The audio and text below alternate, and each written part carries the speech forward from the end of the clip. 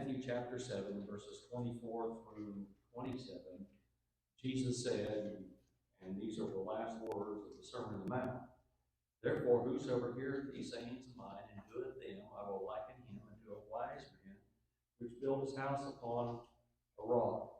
And the rain descended, and the floods came, and the winds blew and beat upon that house, and it fell not, for it was founded upon a rock. And every one that heareth these sayings of mine and doeth them not shall be likened to a foolish man which built his house upon the sand. And the rain descended, the floods came, and the winds blew and beat upon that house, and it fell, and great was the fall of it." When Jesus came to the end of the Sermon on the Mount, he confronted his listeners with two possibilities: obedience and disobedience. This is nothing new, because throughout the sermon, and really previously, he gave a similar warning about practical obedience as opposed to mere listening. Though the same thought was expressed, there is an added lesson for us in this particular passage that draws another picture, not merely to express the same thought, but to help us to make some honest evaluation of our life. This picture is actually going back to this is actually the third application Jesus made that goes back to the thesis of this particular section. The thesis is found in verses 13 and 14, which says, "Enter ye in at the strait gate, for wide is the great gate, and broad is the way that leadeth to destruction, and many there be which go in thereat. Because strait is the gate, and narrow is the way which leadeth unto life, and few there be that find it." Now, the first application that Jesus made concerned the false prophets and those who the false prophets deceived. And then the second application is the unconscious hypocrite that had the unfounded security, because they said they had prophesied in Christ's name, they had cast out devils in his name, and they did many wonderful works in his name. And so the present text is the third application, which concerns the wise man who heard and obeyed, as opposed to the foolish man who heard and did not obey. Now please notice to whom Jesus spoke. He was not speaking to those who were disinterested, but to those who listened to his sermon. He was not speaking to those who blasphemed, but those who claimed to be disciples. And thus Jesus pointed out the real difference between disciples, between the true disciple and the pseudo-disciple. Now, with this application, Jesus presented his listeners with a double comparison: 2 men and 2 houses. Now, to begin with, we want to look at some similarities. Oftentimes, we approach this passage only looking at the differences between these individuals, but we want to look at the similarities. The first similarity is the desire of the builders. Both wanted to build. Each wanted to build them a house. Both wanted to build a house for themselves. Both wanted basically the same thing. They thought about the same thing. They desired the same thing. They were interested in the same thing. They wanted to build a house. And thus the 2 men desired and designed the same kind of houses. And I think as we go through this, we'll understand that we're talking about the same type of houses. The second similarity is that the appearance of the houses. Both houses were the same other than the foundation. Now, some people believe that when Jesus gave this information, that there may have been 2 houses behind him, and one house similar to the other, but one was built on rock and the other was built on stone or on sand.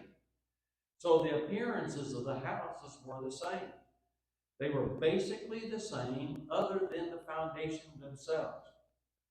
Now, the houses could have been extremely close together. We don't know. There may have been some distance between them, and it could have been that Jesus was using an object lesson, some houses that were behind him. But the text clearly indicates there was only one real difference between the two houses, and that's the foundation. So apparently, the houses were identically externally. And then another similarity is the trials that came upon the houses. Both underwent the trials, the same tests, the same stresses, the rain, the floods, and the wind. I believe that this is actually a reference to the storms of life that come upon each one and each person. And we'll deal with that more next week, Lord willing. But these are the various tests that come upon us. Now, having lived in Oklahoma, we know what a storm is like. And it's not, I remember while we lived in Kiev, we had a storm, and I just thought it was a rain, just a common rain. And I got to school, or arrived at school, and the students would talk about, oh, the storm, and how terrible it was. And there were some branches on the ground. As I went to school, I saw these branches, but I'm talking about small branches, not big old branches like we see, or trees falling down, or something like that. But there were branches on the ground, and they were talking about the storm, and I said, this was a storm? I said, you don't know what a storm is. You need to live in Oklahoma. And then I started talking about tornadoes, and they said, that's real? Yeah, that's real. So, but anyway, I mean, we know what a storm is like, and we know the importance of a good foundation because of that reason. So what Jesus taught, the differences were not obvious. The men and the houses and the differences between them were not obvious. So let's then talk about the differences between the two. The first difference is the location of the houses. One built upon rock, the other built upon sand. Now, one of the emphasis of the latter part of the Sermon on the Mount is Satan's subtlety. False prophets come in sheep's clothing. They don't wear a sign that says, I'm a false prophet. We can't identify them easily. That's Satan's subtlety. Also, the hypocrites saying, Lord, Lord, have we not prophesied in thy name, and in thy name cast out devils, and in thy name done many wonderful works? You see, they deceive themselves. There's some subtlety there that we must remember. Well, Jesus continued the emphasis of the subtlety element. Wisdom cannot be seen. Well, foolishness usually cannot be seen either. And so the wisdom of the man and the foolishness of the other man are not something that's obvious. It's not something that's external. The foundations, for the most part, are not obvious. Now, I grew up in an area that was an oil boom town, and just not very far from us was a town that was a boom town and a pretty good sized town. I mean, several thousand people that lived there. But when I was in high school, the only thing there was city service had a building out there and a bunch of foundations. That's all there was. Well, those foundations were obvious. But most people's houses, the foundations are not obvious. Now, there are some houses that are built that you can easily see the foundation, but the foundations are usually not obvious. And so the proper application must be made. Listeners need to understand the subtlety of Satan. The second difference is the character of the builders. One was wise and the other foolish.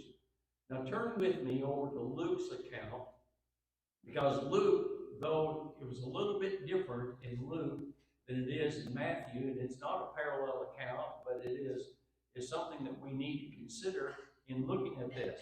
And this is found in Luke, the 6th chapter, verses 47 through 49. Luke chapter 6, verses 47 through 49. Now this is, as I said, this is parallel and similar, but it is not on the same occasion. We must keep that in mind. So in Luke 6, verse 47, Jesus said, "Whosoever cometh to me and heareth my sayings and doeth them, I will show you to whom he is like. He is like a man which buildeth an house and digged deep and laid the foundation on a rock.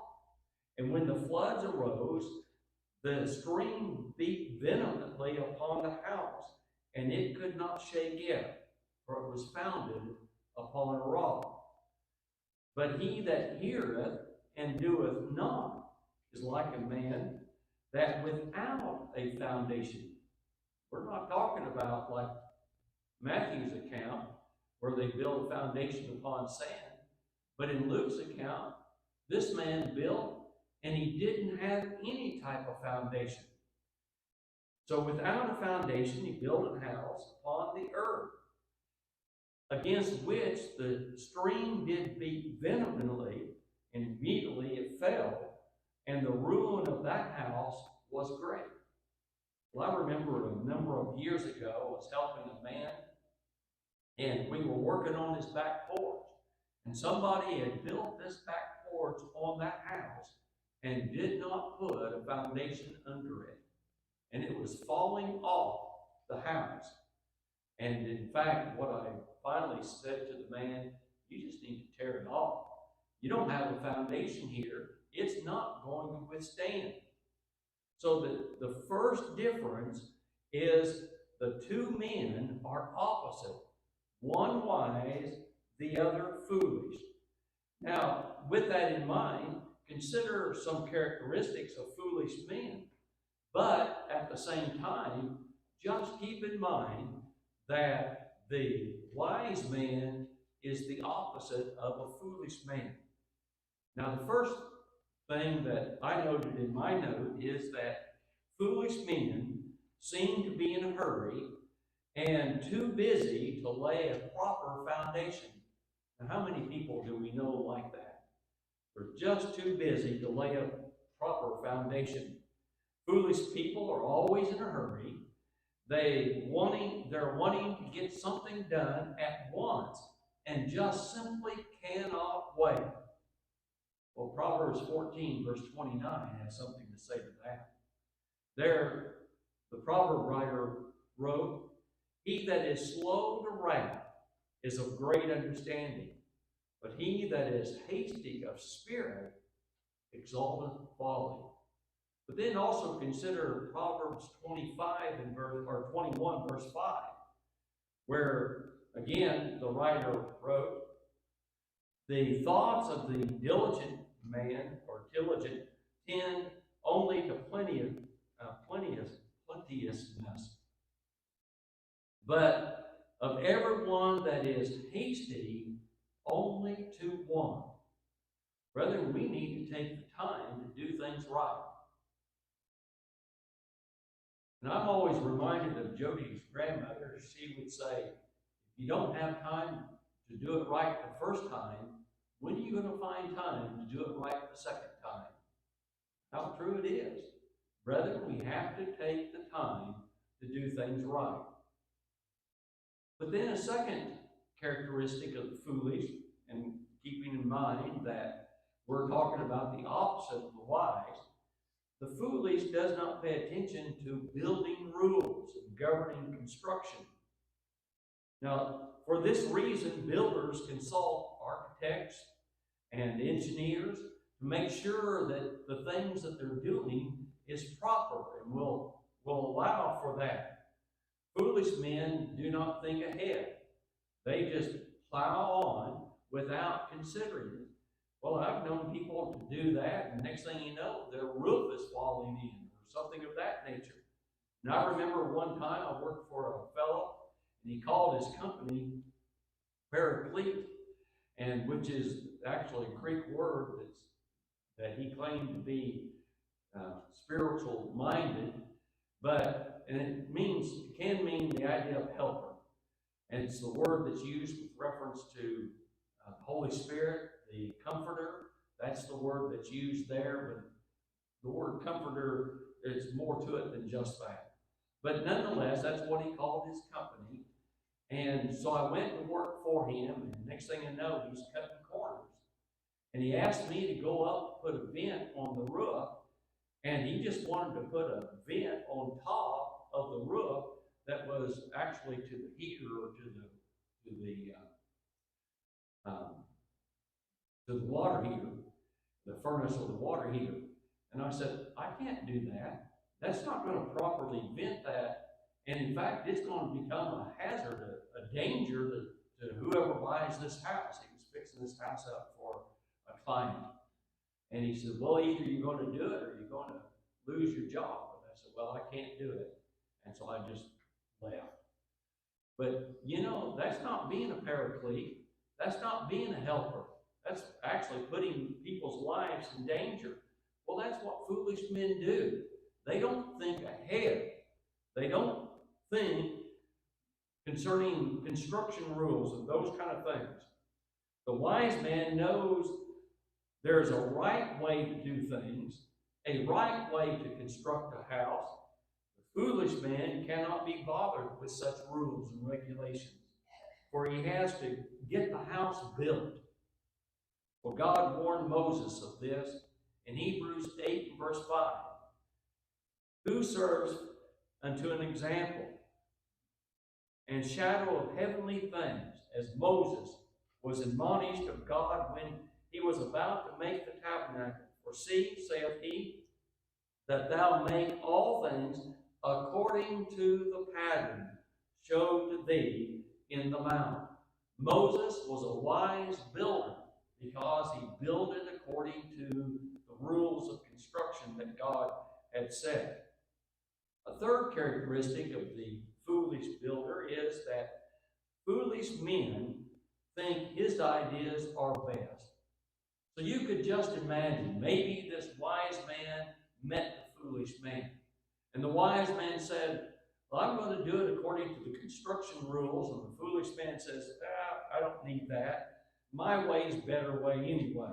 He thinks he has nothing to learn from anyone else. He follows his own impulses. Do you know people like this? Well, you might know people like that in construction. You might know people like that in business. You might know people like that in marriage that will not receive counseling of any type that will help their marriage, or in child raising, or in religion. I mean, we know people like that who will not listen to others, and so they tread the road to destruction. The fourth characteristic of the foolish man is he never thinks through things, or thinks things through. He never tries to envision the end result. When someone warns him, what's he do? I can't envision the end result. I'm going to ignore it. And so he's nearsighted, as Peter talked about in 2 Peter 1. He's nearsighted and cannot see afar off. He cannot see the end result. I don't know about you, but I've done some construction in my life, and you have to be able to see the end result in order to get there into the proper end where you want to be. And then finally, the foolish man is not willing to pay the price. You know, the fact is, you can say what you want, but good foundations are expensive. Now, companies will cut the corners and they'll do things, and I'm really amazed that when I was in high school, I took an architect course, drafting course, and foundations back then were a minimum of 8 inches wide or 8 inches thick. Nowadays, they're 6 inches thick. And it's very common to find foundations that are 6 inches thick. Good foundations are expensive. Now, this is true in life, but isn't it true in education? Good foundations are expensive. Isn't it true in medicine? I mean, we go to the doctor and we complain about what the doctor charges, but the reality is that well, he has to charge that much. He's got to pay for his education and his continued education. It's true in law and it's true in occupations. In Proverbs 24 and verse 27, there again the proverb writer wrote, "Prepare thy work without, and make it fit for thyself in the field, and afterwards build thine house." The last difference, as far as looking at the differences of the houses, is that one withstood and the other failed. After the houses were built, it was too late. The time for examination was already past. The difference were not obvious, but mostly hidden. But the foundations of a house is extremely important. If the foundation is wrong, everything else will not be right also. Now, once again, I think about different things that I've done in construction and building this or that, and hiring a concrete person to come in there and put in a proper foundation. And I think about different things, mistakes that they made, and you had to constantly correct things and constantly look at things. In fact, one fellow that I hired, he left a bunch of wood in the ground, and this particular area was known for its termites. And so when the inspector came, I made sure the inspector knew what the man had done. And so nonetheless, well, houses are built, but once they're built, it's too late to go back in there. Now, it is possible in our day and time for a person to raise up a house and build a foundation under it. Well, just about 3 blocks from us, a fellow built a building behind his house, a workshop, and he didn't build it on a foundation. He put a bunch of 4x4s into the ground, and he built that up. And of course, needless to say, the city fussed about that, and the homeowners association fussed about it. And so he decided that he would go in there and build a foundation under it. So he went in there and dug around, and he put a little bit of the bottom part of the foundation, the footing, and then he built up a brick, and really the brick was nothing more than a exterior brick, but nonetheless, that's what he did. He covered it up. Well, and the house, the building is still standing, and, it probably will stand for quite a few years.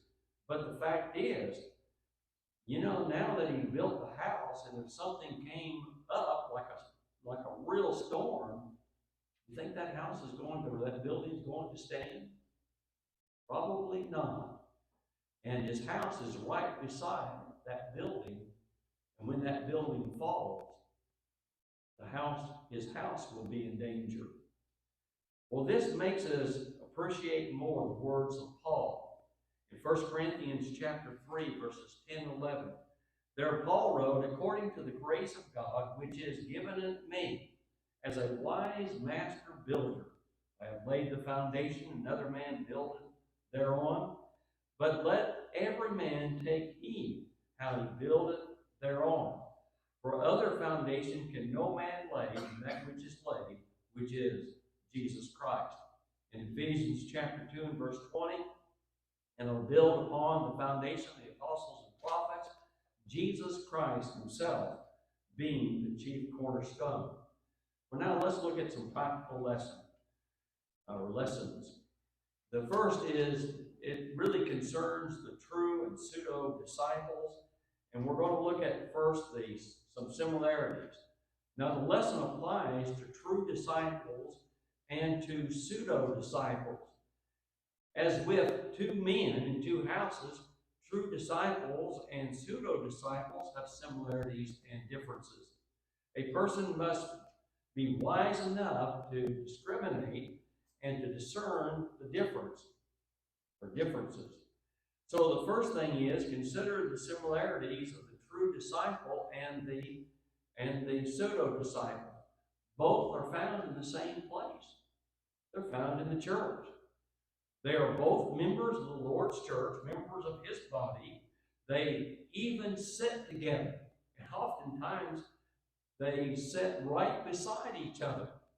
But nonetheless, they're in the auditorium and they listen to the same lessons. Well, then both appear to have the same desires also. Both appear to have the desire for the forgiveness of sins.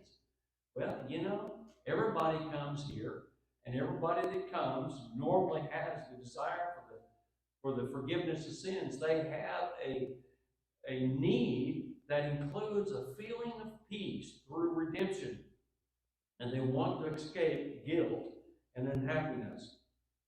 Both have a desire to be comforted and to have consolation. Life is hard, and there's no doubt about that. Life is difficult.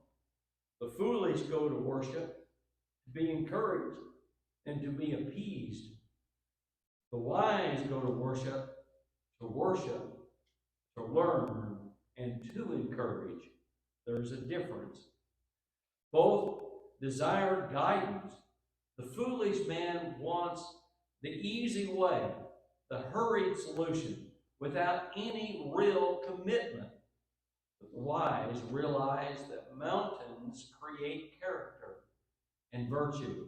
And so they look at the mountains in order to accomplish them, because they want the virtues and the character that goes along with that. Both desire the good life. The foolish man thinks the good life is the easy life, whereas the wise man, he understands the good life is a life of service to God Almighty. Both desire to be spiritual, but the foolish man, his idea of being spiritual is just simply a step to something else. The foolish suppose that godliness is a means of great gain. 1 Timothy chapter 6 and verse 5. The wise, on the other hand, realize to be spiritual is to think as God teaches in his word. Both desire heaven as their final reward. Both believe in heaven and both believe in hell. And both think that heaven will be their reward. But now, consider some differences between the pseudo-disciple and the true disciple. The first difference that I wrote down is the pseudo-disciple is victimized by counterfeits. They have a sense of forgiveness, but it is blessed solely on emotion. It is based solely upon emotions. They have a peace, and it is a peace within. But again, it's based upon feelings. They have guidance, but they are guided.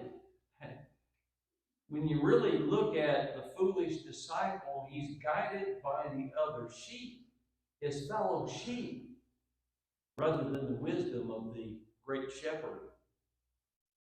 The pseudo-disciple has no real foundation.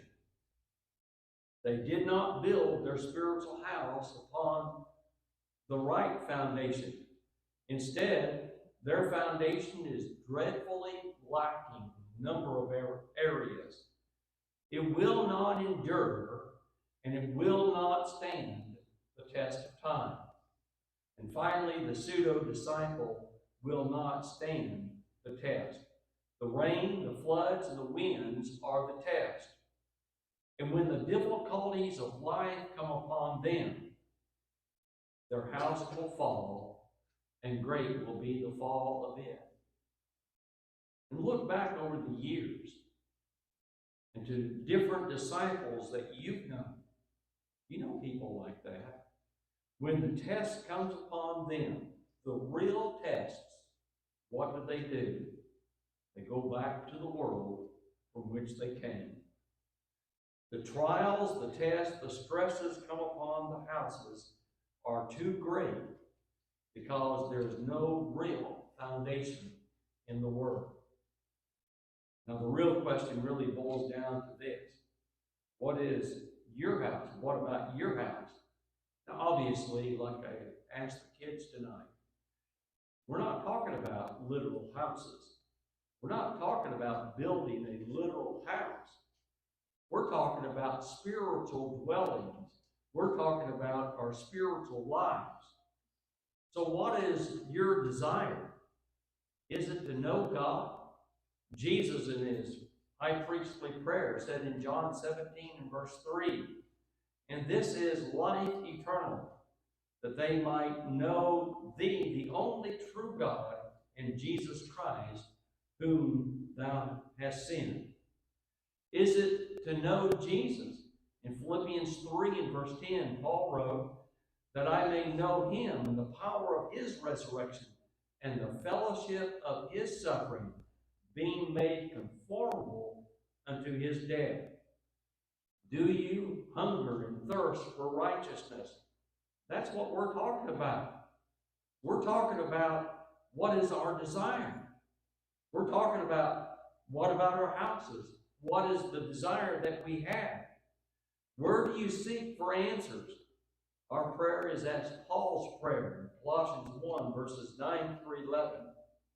"For this cause we also, since the day we heard it, do not cease to pray for you and to desire that ye might be filled with the knowledge of his will, and all wisdom and spiritual understanding, that ye might walk worthy of the Lord, unto all pleasing, being fruitful in every good work, and increasing in the knowledge of God, strengthened with all might, according to his glorious power, unto all patience and long-suffering with joyfulness."